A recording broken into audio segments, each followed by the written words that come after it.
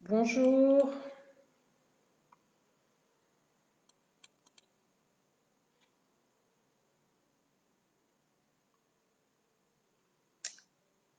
J'ai un petit peu d'avance. Je vais attendre que tout le monde arrive.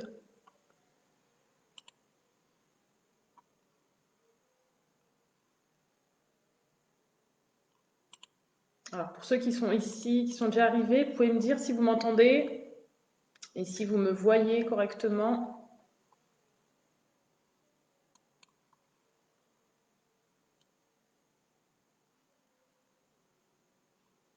Vous pouvez me l'indiquer dans les commentaires.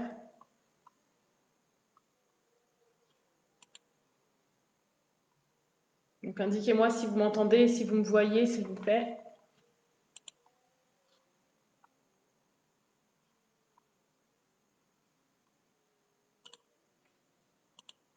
Vous m'entendez?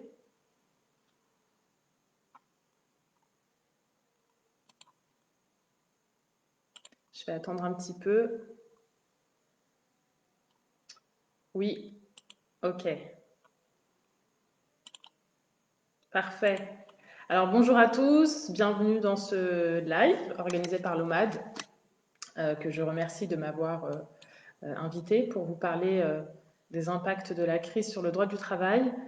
Pour me présenter, donc je suis Souad Abdelbari, avocate. J'interviens principalement en droit du travail et je suis avocate à Paris.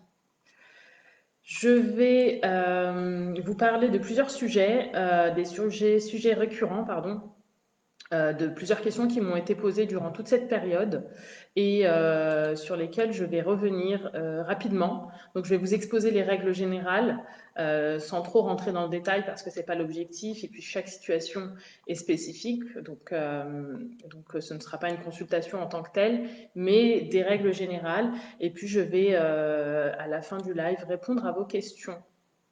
Des questions qu'on va essayer de, de limiter aux questions en rapport avec le Covid, donc avec le confinement, le déconfinement et donc voilà, cette période-là et pas de manière générale. Après, s'il y a quelques questions concernant le droit du travail de manière générale et qu'on a un peu de temps, j'y répondrai, mais l'idée c'est de se concentrer sur le Covid et le droit du travail. Pour commencer, j'aimerais faire un petit propos introductif pour vous indiquer que le droit du travail a subi beaucoup de modifications depuis la crise sanitaire, qu'on a vu émerger beaucoup de textes, beaucoup de règles spécifiques et qui nous changent de nos habitudes, qui viennent bouleverser la manière dont on avait l'habitude de faire du droit, ou en tout cas du droit du travail. Donc c'est tous ces textes-là que je vais vous expliquer et sur lesquels je vais revenir en essayant d'être le plus pratique et le plus clair possible. Donc n'hésitez pas, si vous avez des questions, vous les mettez dans les commentaires et j'y reviendrai à la fin. Donc j'ai sélectionné plusieurs thèmes. Tout d'abord, je vais vous parler de la période d'essai et de la promesse d'embauche. J'ai été sollicitée sur ces questions-là, notamment lors du confinement, parce que plusieurs salariés ont vu leur période d'essai rompue ou leur promesse d'embauche annulée. Est-ce que c'est possible? Est-ce que l'employeur a le droit de faire ça? Sur la période d'essai, il faut savoir que l'employeur a la libre opportunité de rompre votre période d'essai. Il n'est pas obligé d'invoquer un motif. En revanche, la rupture de la période d'essai doit être justifiée par vos compétences et pas par autre chose. Donc, il y a deux cas de figure. Soit l'employeur vous notifie la fin de votre période d'essai sans donner aucun motif. Et dans ce cas, eh bien, ça va être compliqué de venir contester la rupture de la période d'essai. Soit il va rompre la période d'essai en expliquant que c'est dû au confinement, que c'est dû à la crise sanitaire ou que c'est dû au fait que vous êtes malade, par exemple. Et ça, ce n'est pas correct juridiquement. L'employeur ne peut pas rompre votre période d'essai pour des raisons qui sont extérieures à vos aptitudes professionnelles, à vos compétences. Donc s'il explique ça par la crise, eh bien, vous pouvez contester et demander des dommages et intérêts en réparation du préjudice que vous aurez subi du fait de la rupture de la période d'essai. Ce préjudice peut être plus ou moins important, mais on peut d'ores et déjà penser que les juges vont prendre en compte le fait qu'on entre dans une période de crise, qui va être aussi une crise économique, et que le salarié dont la période d'essai a été rompue illégitimement va avoir un préjudice plus important que d'habitude, parce que justement, il va avoir du mal à retrouver un emploi derrière. Donc ça, c'est pour les ruptures qui sont basées sur le confinement, l'épidémie, la situation économique. Si l'employeur vous notifie la rupture de la période d'essai en vous indiquant que c'est parce que vous êtes malade ou parce que vous êtes à risque, alors là, c'est interdit, mais en plus, on bascule sur de la discrimination. Donc une rupture discriminatoire qui donne droit, je ne vais pas rentrer dans le détail, mais à plus de dommages et intérêts qu'une rupture injustifiée classique, entre guillemets. Donc ça, c'était sur la période d'essai. Je vais vous parler maintenant de la promesse d'embauche. Donc, vous aviez eu une promesse d'embauche pour commencer, pour une prise de poste durant la période du confinement. Et l'employeur vous dit, finalement, ça ne va pas être possible, l'entreprise est fermée ou j'ai beaucoup moins d'activités, donc je ne peux pas vous recruter. Alors, soit vous avez une promesse qui est signée, donc une promesse écrite, et dans ce cas, l'employeur ne peut pas en fait rompre cette période, annuler cette promesse d'embauche et se délier du contrat, parce que la promesse d'embauche vaut contrat de travail, donc vous êtes comme tous les autres salariés, et donc il faut un motif pour rompre cette promesse d'embauche. Ça, c'est la première hypothèse. Deuxième hypothèse, vous n'avez pas signé de promesse d'embauche, vous n'avez pas d'écrit, et dans ce cas, l'employeur pourrait rompre effectivement la promesse d'embauche, annuler votre embauche, parce que vous n'aurez aucun moyen de prouver que vous vous étiez mis d'accord sur une prise de poste à telle date. Donc voilà, pour ce qui est de l'embauche, du début de contrat qui coïncide avec la période de crise sanitaire et en particulier avec le confinement qui est maintenant derrière nous, mais qui, je le sais, a généré beaucoup de questions et de contentieux. Je vais vous parler ensuite des arrêts de travail très rapidement. Je vais vous parler des arrêts classiques et puis des arrêts dérogatoires. Après cela, on va parler des congés payés et des RTT. On va évoquer l'activité partielle et on va finir par les licenciements. Est-ce que l'employeur peut me licencier durant cette période de reprise ou est-ce qu'il pouvait me licencier pendant le confinement? Est-ce que c'était possible ou pas? S'agissant des arrêts de travail, donc on a plusieurs types d'arrêts. Le premier arrêt, c'est l'arrêt classique, l'arrêt maladie, dont les règles ont un petit peu été modifiées, mais pas tant que ça. Finalement, le principe est le même. Vous êtes en arrêt maladie, vous avez la sécurité sociale qui vous paye des indemnités journalières, et puis le complément de l'employeur dont le régime a été assoupli. Hein. Donc on avait un délai de carence qui s'appliquait avant la période de l'épidémie. Maintenant, ce délai de carence ne s'applique plus. Donc voilà, les règles ont été assouplies. Je ne vais pas rentrer dans le détail. Si vous avez des questions, n'hésitez pas. Mais ce qu'il faut comprendre, c'est vraiment le principe et distinguer les différents types d'arrêts. Donc ça, c'est le premier type d'arrêt, l'arrêt classique maladie. Ensuite, nous avons des arrêts dérogatoires et notamment l'arrêt pour garde d'enfants.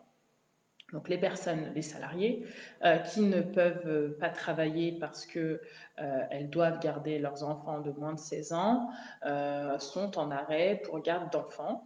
Et cet arrêt, depuis le 1er mai, fait basculer les salariés en activité partielle. Je vais dire activité partielle, mais vous l'aurez compris, c'est ce qu'on appelle le chômage partiel hein, dans le langage courant. Donc les salariés basculent en activité partielle lorsque soit l'école est fermée, soit ils ne peuvent pas, sous certaines conditions, ils ne peuvent pas emmener leurs enfants, enfin ne peuvent pas scolariser leurs enfants. Le troisième arrêt, c'est l'arrêt pour les personnes qui sont vulnérables ou qui côtoient des personnes vulnérables.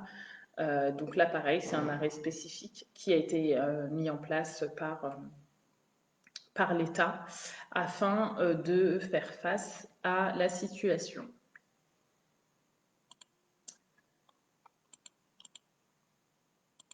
Je m'arrête là pour les arrêts. Si vous avez des questions, n'hésitez pas à les poser dans les commentaires. Et je vais passer aux congés payés. Alors, on a beaucoup posé la question et on m'a beaucoup posé la question de savoir si l'employeur pouvait imposer des congés payés à ses salariés.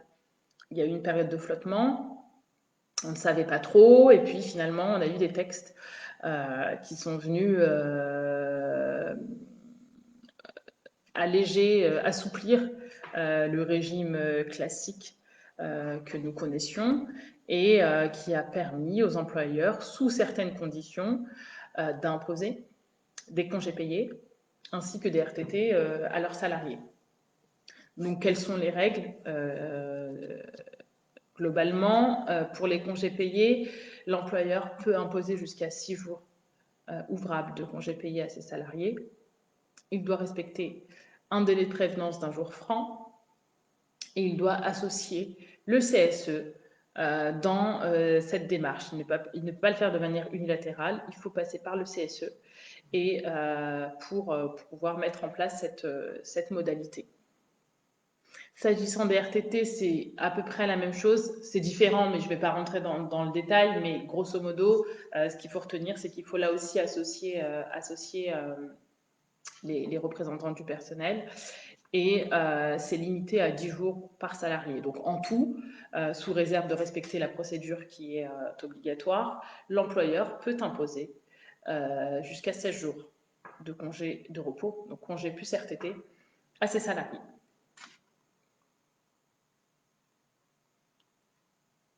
Alors, je vois des questions qui commencent à arriver, une question un peu politique.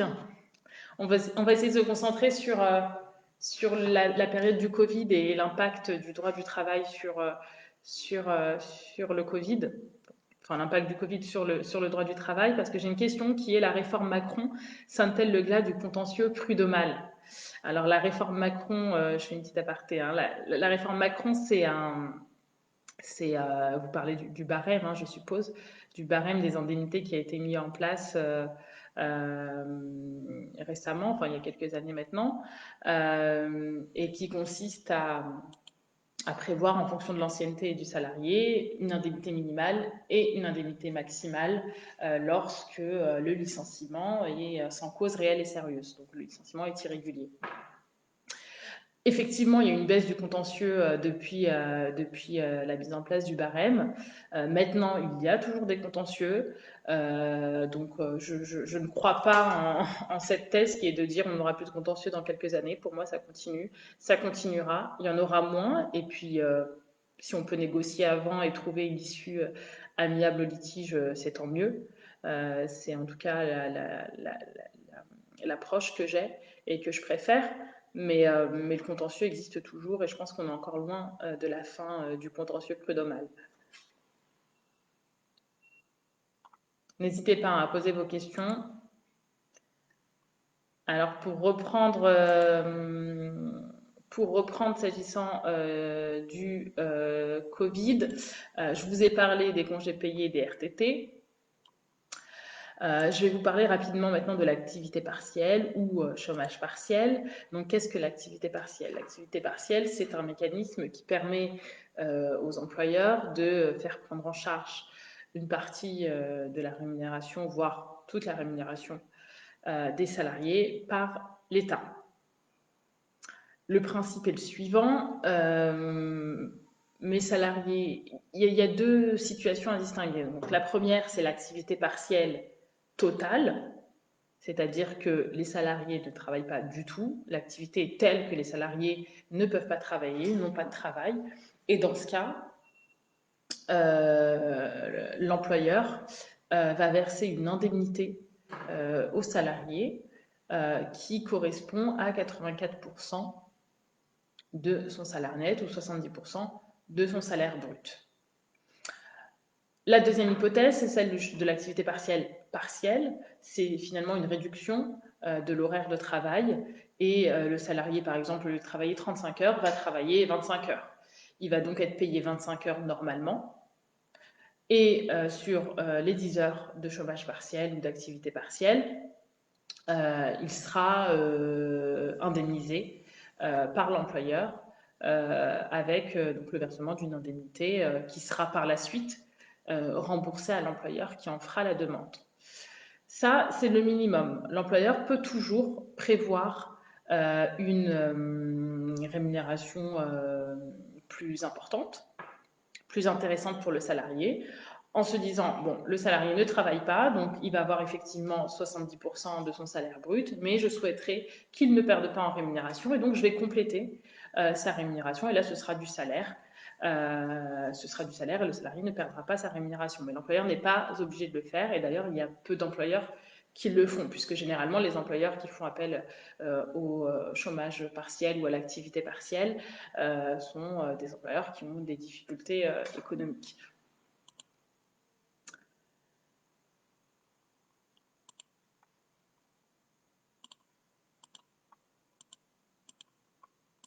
Si vous avez des questions, n'hésitez pas, encore une fois, posez-les.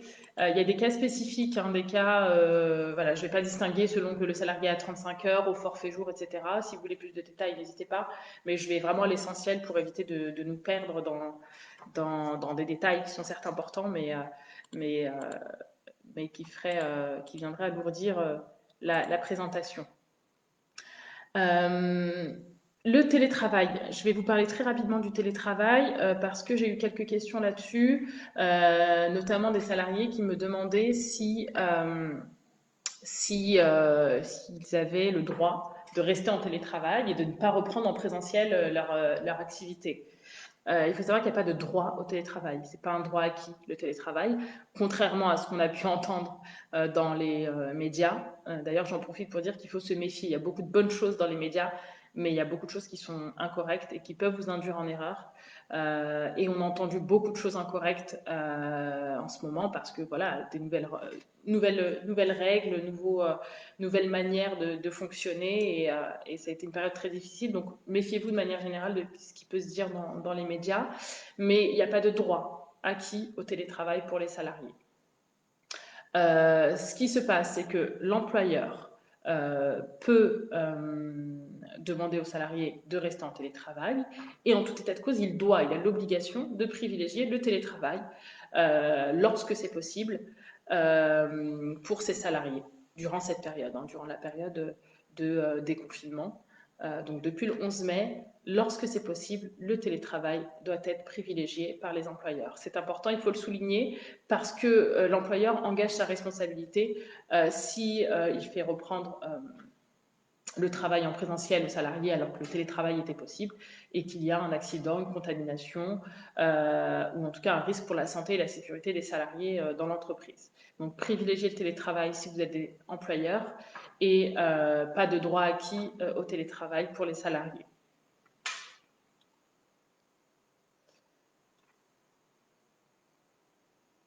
Voilà, donc là je vois des questions. En quel licenciement? Donc là on a des questions un peu plus générales.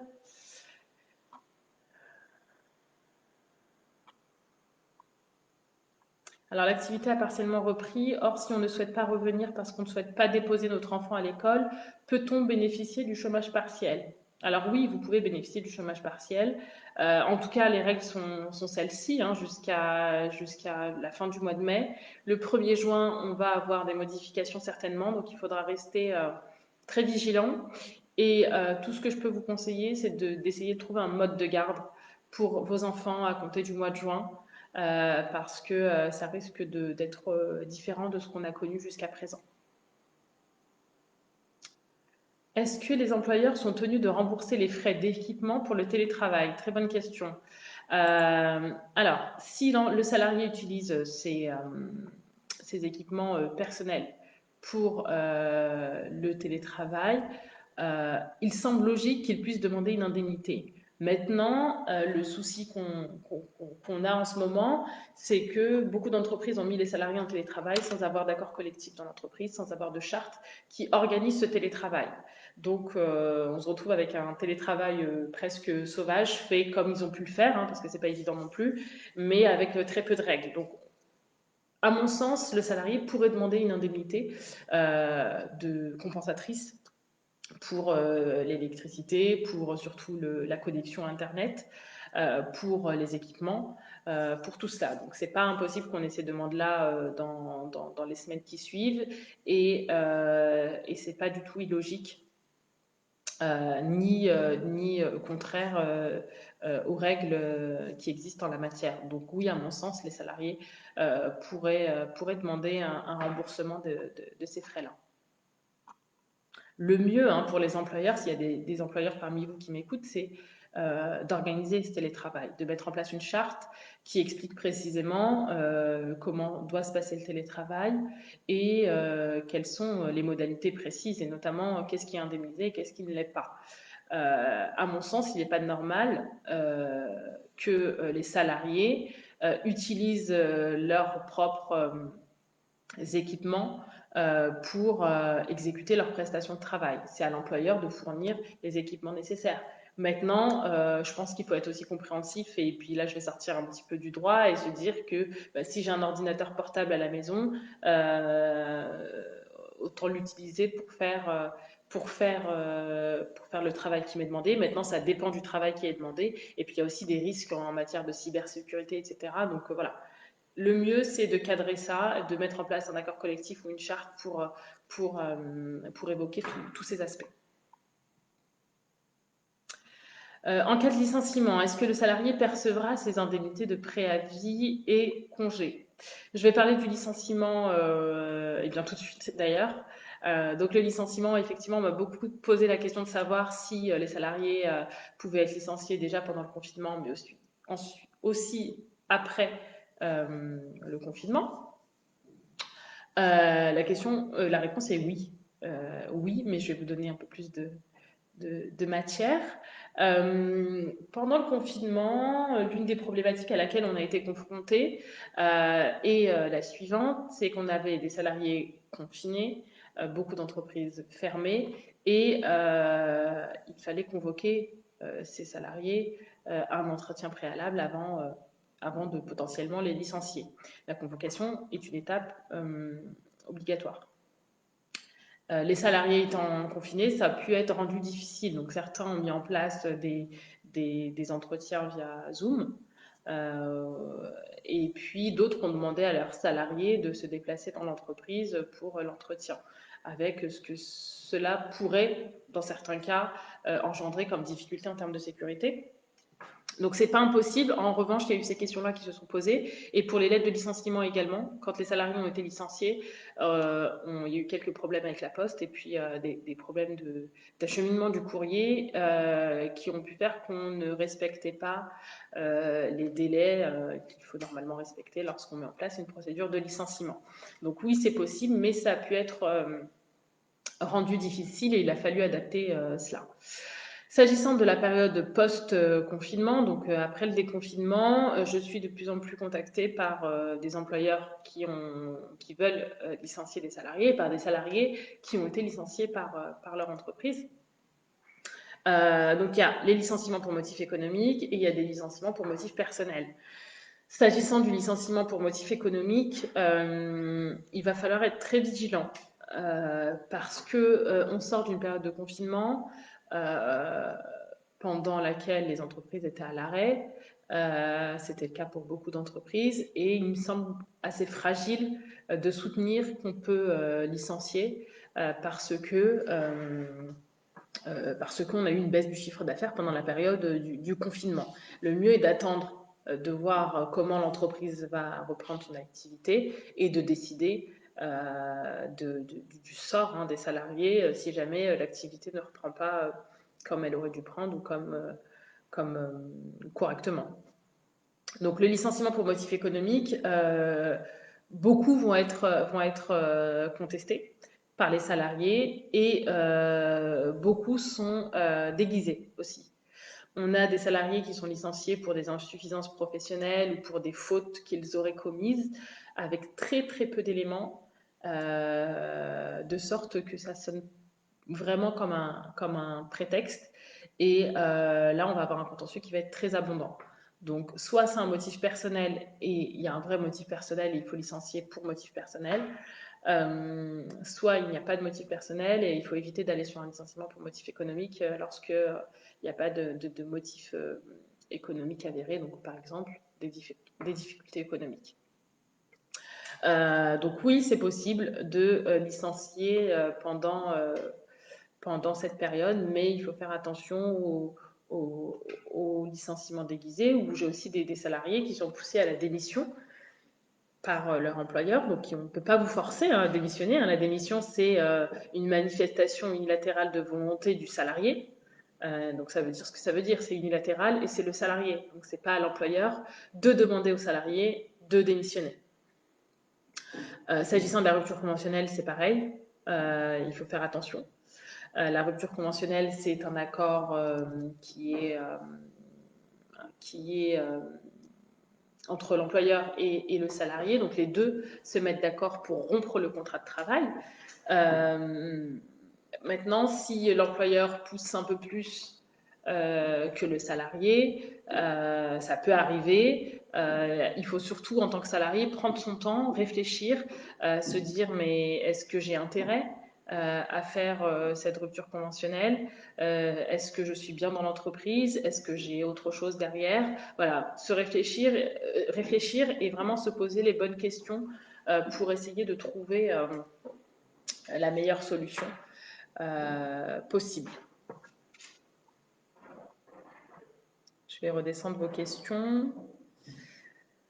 Donc sur la question de savoir si le salarié perçoit des indemnités de préavis et des congés, alors on part du principe que c'est un CDI, parce qu'on parle de licenciement. Donc on a un CDI, tout dépend de la manière du motif du licenciement. Si vous êtes licencié pour faute grave ou pour faute lourde, le préavis ne doit pas être exécuté, n'est pas exécuté. Donc vous n'avez pas le droit à une indemnité de préavis. S'agissant des congés, vous avez le droit à vos congés. Quand vous quittez l'entreprise, vous avez effectivement le droit à une indemnité compensatrice de congés payés. En revanche, si le licenciement intervient pour insuffisance professionnelle ou pour une faute simple, vous avez le droit à l'indemnité de préavis si l'employeur vous dispense d'effectuer ce préavis. Donc, soit vous effectuez effectivement ce préavis et dans ce cas, vous êtes payé normalement pendant votre préavis, soit l'employeur ne souhaite pas que vous effectuiez ce préavis, dans ce cas, vous êtes dispensé et il vous verse une indemnité compensatrice. N'hésitez pas à poser vos questions.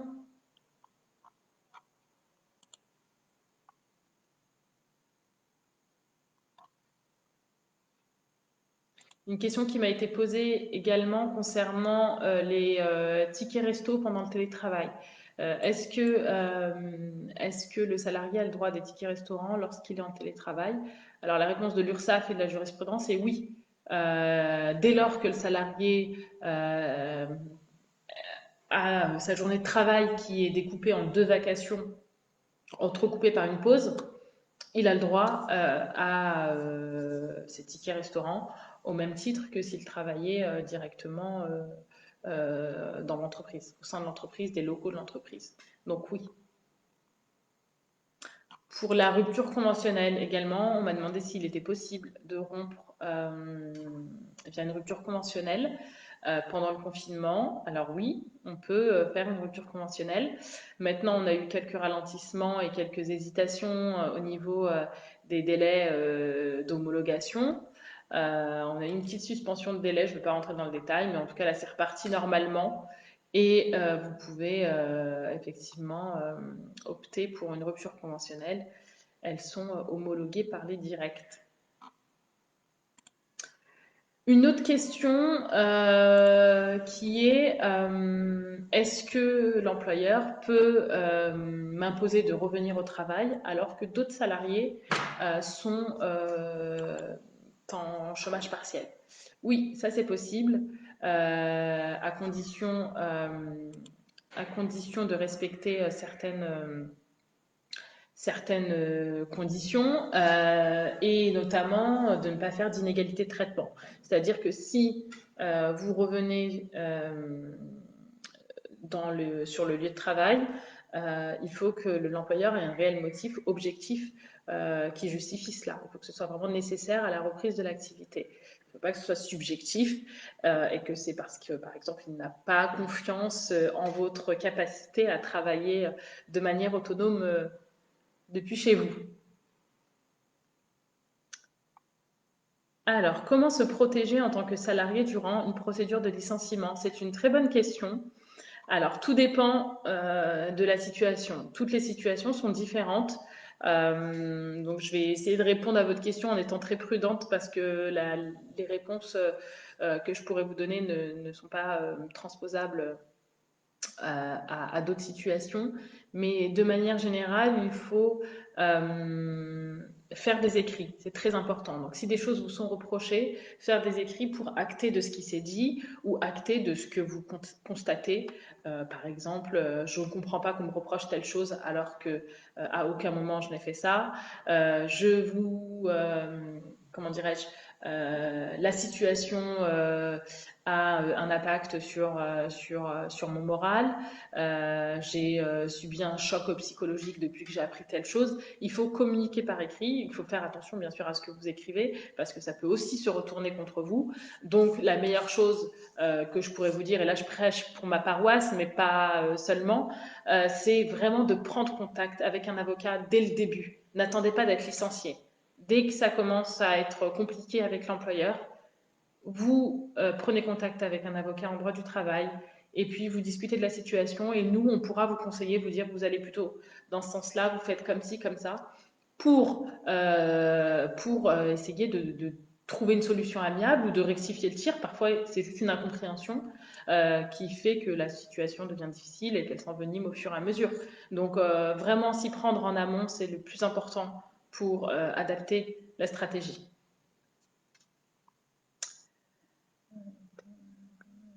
Alors, sur quelle base pouvons-nous calculer le montant transactionnel pour accepter une rupture conventionnelle qui a été proposée par l'entreprise? L'ensemble de l'équipe a reçu une proposition de rupture à la place de licenciement économique. Ok, donc ça, il faut savoir que c'est interdit. Hein. On ne peut pas, théoriquement et juridiquement, l'employeur ne peut pas remplacer les licenciements économiques par des ruptures conventionnelles. Ça ne se passe pas comme ça, mais maintenant, voilà, on sait que ça se fait, ça se fait. Donc là, déjà, se poser la question de savoir si vous avez envie de signer cette rupture conventionnelle. Et ensuite, sur les montants, là encore, tout dépend de plusieurs paramètres, notamment de votre ancienneté, de votre importance dans l'entreprise. Si vous êtes un salarié, enfin de votre importance, de votre rôle, disons, et de votre poste dans l'entreprise.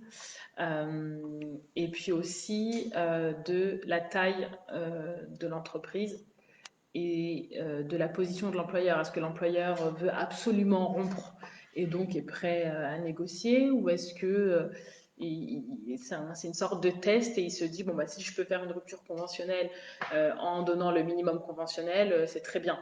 Je n'ai pas envie de faire de clichés. Hein. Il y a des Enfin, il n'y a pas de. Moi, je conseille à la fois les employeurs et les salariés, donc je pense être bien placée pour dire qu'il n'y a pas de gentils et de méchants. Il y a des situations qu'il faut traiter avec le plus d'humanité possible et le plus de respect possible dans les deux sens pour arriver à une situation qui convienne aux deux. Donc voilà, l'ancienneté, c'est un critère qui est important et qu'on prend souvent en compte pour servir de base à une négociation. Après, j'ai envie de dire, le montant, c'est aussi le montant que vous acceptez. J'ai des salariés qui me disent, mais moi, je ne veux pas, en fait, je veux juste qu'il accepte le principe de la rupture. Je ne peux plus rester dans cette entreprise. Donc, il faut voir aussi ce que vous voulez.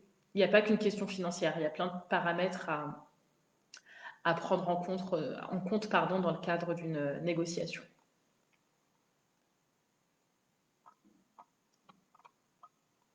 Alors, je vous laisse poser vos dernières questions.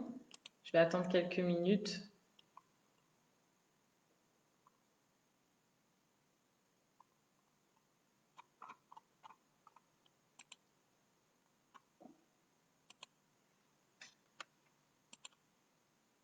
Vous n'êtes plus très bavard.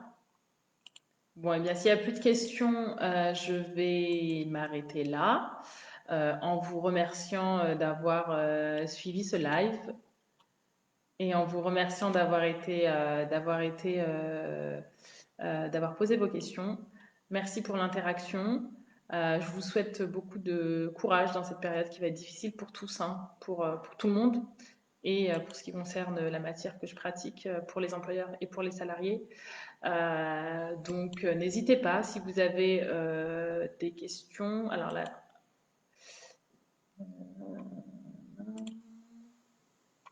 alors la durée maximale pour un salarié afin de réclamer ses indemnités suite à une rupture conventionnelle. Je ne comprends pas bien la question. Alors, si vous parlez de salaire, donc prime, salaire de base, eh bien la prescription est 3 ans.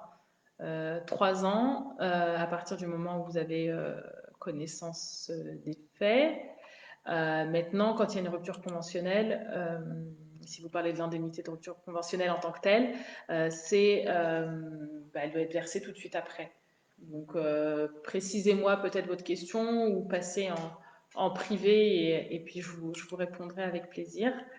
Je ne vois pas d'autres questions, donc je vais m'arrêter là. Merci beaucoup. Et n'hésitez pas si vous avez des questions, si vous êtes dans une situation conflictuelle ou sur le point de quitter l'entreprise, je suis disponible pour répondre à vos questions. Merci, à bientôt.